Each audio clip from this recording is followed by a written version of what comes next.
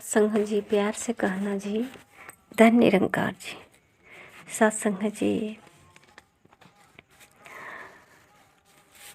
शहंशाह जी संपूर्ण अवतार बाड़ी में फरमाए हैं, निरंकार है सच्चा केवल, बाकी झूठी बातें हैं। सच्चाई का मोल पड़ेगा, बाकी झूठी बातें हैं। रहेगा केवल दाता जग में, जग की झूठी दातें हैं। रहेगा केवल नाम हरि का, झूठी सब करमाते हैं। सत्संग जी, धन संपत्ति दान मोक्ष की प्राप्ति, ये सब क्या है? हम ईश्वर को कुछ दे सकते हैं?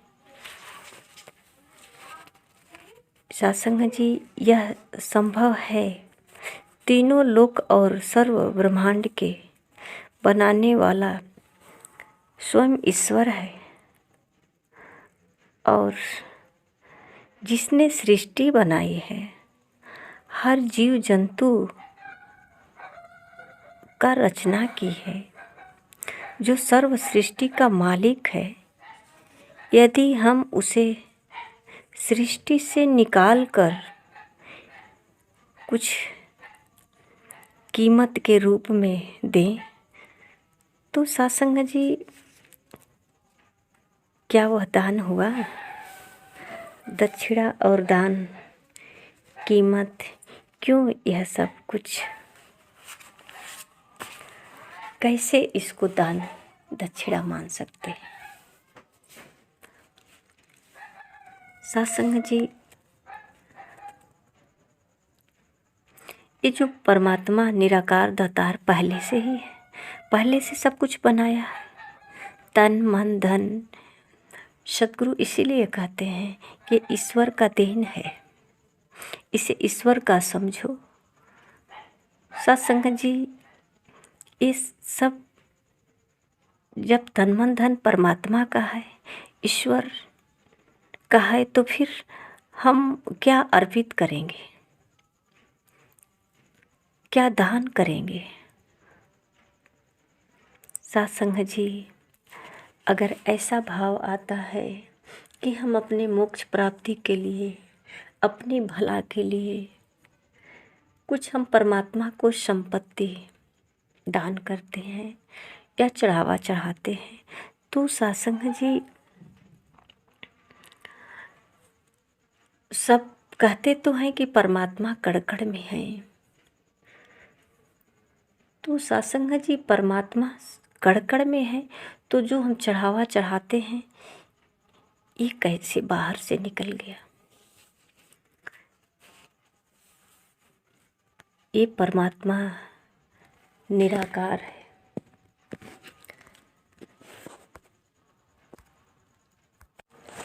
ये मनुष्य इतना छोटा सा और इसका सोच इतना बड़ा।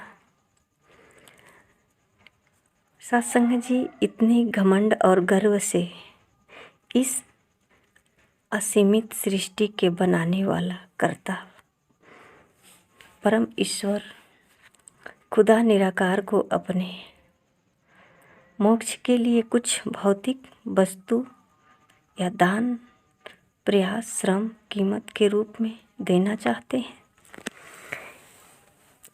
सत्संग जी, इसको समझने के लिए एक उदाहरण लें। जैसे एक राजा जिसके पास बहुत सोना चांदी हीरा जवाहरात है, और उस राजा को एक अपराधी 1 रुपया दान देकर खुद खुश करना चाहते, तो क्या इस रास्ते में उसके मुक्त होने की आशा है? नहीं, यह रास्ता मूर्खतापूर्ण है, असंभव है। प्रेम करने वाले निराकार प्रभु को जो सत्संग जी प्रेम भाव से निरंकारी मिशन में सत्संग जी एक सिखलाई दी जाती है, नर सेवा नारायण पूजा। सत्संग जी ऐसा मानते हैं कि परमात्मा कण में है, निराकार है। कोई ऐसा जगह खाली नहीं जहाँ परमात्मा नहीं है। कुछ संतों का मानना है कि कण में परमात्मा नहीं, कण ही परमात्मा है। पर सत्संग जी जब यहाँ कण ही परमात्मा है और कुछ परमात्मा के लिए करना होता है, करने के लिए सोचते हैं, तो सत्संग जी क्या यहाँ सही है, या हम सिर्फ ये समझें कि परमात्मा सर्वव्यापी है तो सब कुछ यही कर रहा है। बस ये याद रहे, हम देखते रहें कि परमात्मा क्या क्या कर रहा है। अगर हम कहते हैं कि मैं हूँ, मेरा हाथ पांव चल रहा है, किसी का सेवा सत्कार कर रहा है, तो सत्संग जी अगर ये एहसास करे कि ये भी तो परमात्मा ही कर रहा है। करन करावन हार, तू सब कुछ तेरे पास, अंग संग तुझको देख कर अवतार करे अरदास। तू राजा अधिराज है, मैं दासों का दास। सत्संग जी परमात्मा राजा है, अधिराज है, कहते हैं मैं दासों का दास है।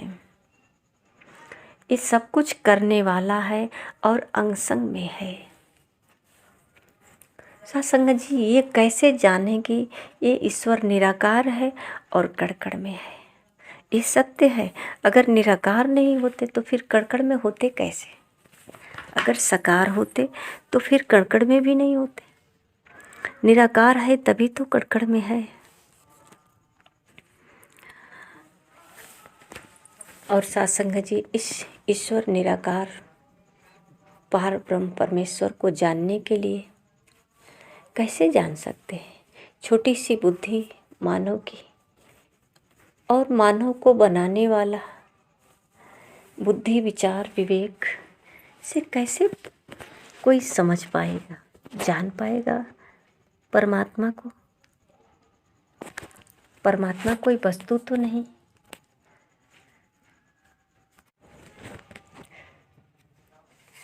कहते हैं माया के इस रूप में देखा जो जो जन भी भूल गया। ये भी एक माया है जो हम परमात्मा को कुछ देना चाहते हैं। सत्संग जी अगर परमात्मा को देना ही चाहते हैं तो अर्पण कर दें स्वयं को। सद्गुरु ज्ञान कक्ष में ऐसा सत्संग जी समझाते हैं कि ये तन मन धन परमात्मा का है, इसे स्वीकार करो तो सत्संग जी ज्ञान मिलता है। तो इसे स्वीकार करते हैं तो सत्संग जी केवल उसी क्षण नहीं स्वीकार करना है, हमेशा कि ये तन मन धन सब परमात्मा का ही है। तो फिर परमात्मा को देना क्या है? हमें इसे हमेशा मान करके कि ये सब कुछ करता यही है, इसी का है। सत्संग जी अगर एक पौधा भी विकसित होता है तो ये ईश्वर की शक्ति से ही। जो भी परिवर्तन हो रहा है, फलता है फूलता है, हर मानव का हंसना बोलना, जो भी क्रियाक्रम है, ये कैसे हो रहा है? शरीर के माध्यम से। शरीर एक साधन है। जिस तरह से सत्संग जी पानी पृथ्वी के अंदर है, पृथ्वी पानी नहीं है, इसके अंदर है। तो सत्संग जी पानी को निकालने के लिए हैंड पाइप की व्यवस्था होती है, और सत्संग जी पानी निकालने का वो साधन है। तब जाकर पानी मिलता है। तो सत्संग जी परमात्मा को प्राप्त करने के लिए, जानने के लिए कोई साधन तो जरूर होना चाहिए। ये सतगुरु है। जैसे कोई मिस्त्री होता है, सिर्फ पाइप से नहीं निकलता।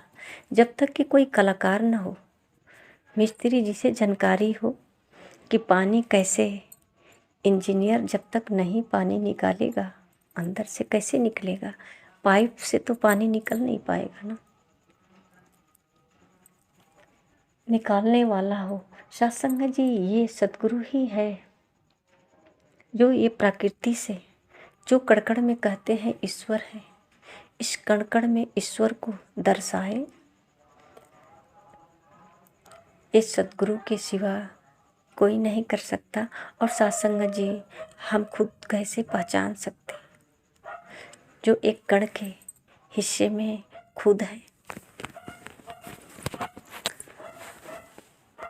संसार जी कहते हैं हिंदू मुस्लिम सिख ईसाई सारे नर हैं एक समान, एक प्रभु का नाम उचारे गीता वेद ग्रंथ कुरान, एक प्रभु ही सम कर जाने, एक यही है एक भगवान, मांग मांग के इससे खाते बड़े बड़े जग के सुल्तान।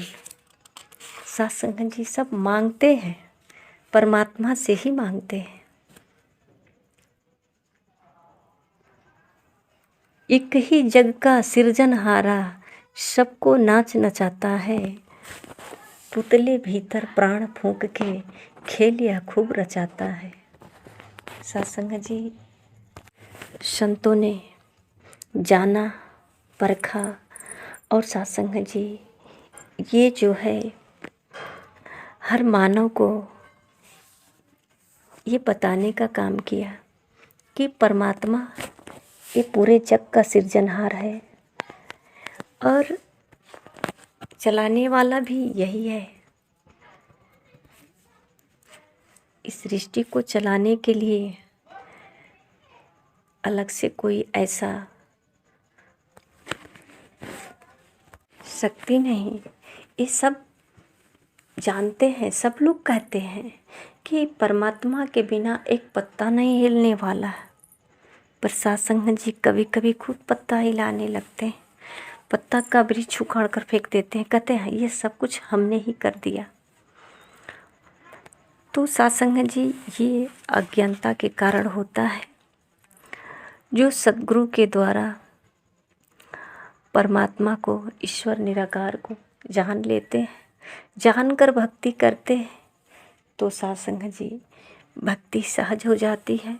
और भक्ति के लिए कोई नियम तौर तरीके या दान पुण्य करने के लिए ऐसा कुछ नहीं जरूरी है। अगर मन में श्रद्धा है, बाबा हरदेव सिंह जी महाराज अक्सर विचार में कहा करते कि फूल अगर चढ़ानी है तो श्रद्धा का फूल चढ़ाएं। जो फूल तोड़ करके हम चढ़ाते हैं ना, ये देखें कि ये फूल अगर फूल करके ये जो है खिल गया है या कली है या हरी पत्ती है, इसमें जो परिवर्तन हो रहा है किसकी वजह से हो रहा है? तो फूल तो पहले से ही खिला हुआ है और उसको तोड़कर हमने मुरझा कर दिया। हम कहते हैं भगवान को भगवान की ही कृपा से तो वो खिला है। कली से फूल हुआ, बीज से पौधा हुआ, पौधा से वृक्ष हुआ, वृक्ष से फिर फूल फल। ये किसकी कृपा से हुई, किसकी शक्ति से हुई? पर सत्संग जी न समझ पाने के कारण हम उसको तोड़ देते हैं। कहते हैं परमात्मा को चढ़ाना है, फल चढ़ाना है, फूल चढ़ाना है। सत्संग जी इसलिए सद्गुरु कहते हैं कि ईश्वर का अगर भक्ति करना चाहते हैं तो इंसान की पूजा करो, इंसान का सेवा सत्कार करो। इंसान के दुख दर्द को समझो। परमात्मा इंसान में ही है, इंसान से अलग नहीं है। पर सत्संग जी, इस संसार में इतना बड़ा भटकाव आता है कि हम ईश्वर को स्वयं में भी नहीं समझ पाते कि हम जो कर रहे हैं कैसे कर रहे हैं। ये परमात्मा की शक्ति से ही, परमात्मा ही तो करा रहा है। अपनी मर्जी से परमात्मा बनाते हैं, मन पसंद के नाम का चुनाव करते हैं, परमात्मा का चुनाव करते हैं और मन पसंद से उसमें अपना जो है कर्म करते हैं। फूल चढ़ाना, फल चढ़ाना, प्रसाद चढ़ाना। अब जो प्रसाद चढ़ाएं, श्रद्धा कितनी है अब तो स्वयं ही समझ सकते हैं कि हमारे अंदर परमात्मा के प्रति कितनी श्रद्धा है। सत्संग जी, केवल परमात्मा के प्रति श्रद्धा नहीं, परमात्मा सब में है तो सत्संग जी सबकी सेवा में श्रद्धा होनी चाहिए। तभी तो परमात्मा एक ही सब में है और सबसे एक है। तो सत्संग जी एक से सब है और सब में एक है, तो एक की हम भक्ति करते हैं, सब में जब तक जानेंगे नहीं तब तक कैसे करेंगे। सबकी सेवा नहीं कर पाएंगे। और सत्संग जी, सतगुरु यही कहते हैं कि पहले ईश्वर निराकार को जाने और जान करके इनकी भक्ति करें। बिना जाने बगैर हम परमात्मा को पूरे जीवन ढूंढते रह जाएंगे, उम्र बीत जाएगी।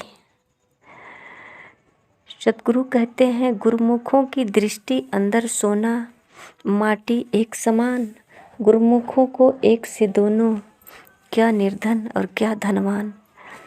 जो जीवन बिता रहे हैं ना, परमात्मा की भक्ति करते हैं फिर भी कुछ धन प्राप्त करने के लिए। पर सत्संग जी ये कहते हैं ये सब माटी के समान है। निर्धन और धनवान इनके लिए कोई, सब एक समान है, कोई अलग अलग नहीं है।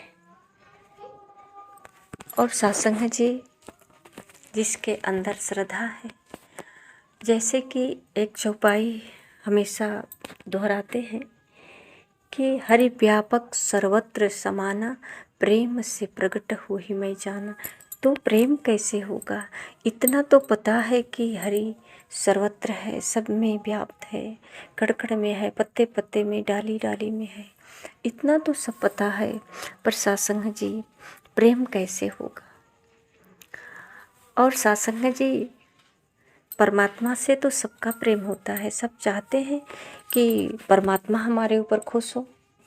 पर सत्संग जी परमात्मा कैसे खुश हो सकता है? ये परमात्मा की बनाई हुई सृष्टि में जो हम उत्पात करते हैं, जो इसका हम छेड़छाड़ करते हैं, नुकसान करते हैं, तो फिर परमात्मा खुश कैसे हो सकते हैं? हमारे एक मुट्ठी चावल चढ़ाने से, तिलक रोरी चढ़ाने से परमात्मा खुश हो जाएंगे? किसी से प्रेम नहीं, सभी से नफरत बैर, किसी का दिल दुखाया, किसी का हक छीना, किसी के साथ झगड़ा लड़ाई किया। और सत्संग जी परमात्मा को हम 2-4 लड्डू खिलाकर कैसे खुश रख सकते हैं? ये परमात्मा की बनाई हुई, रची हुई दुनिया अगर हमसे परेशान है तो परमात्मा कैसे खुश रह सकता है? सत्संग जी प्यार से कहना, धन्य निरंकार।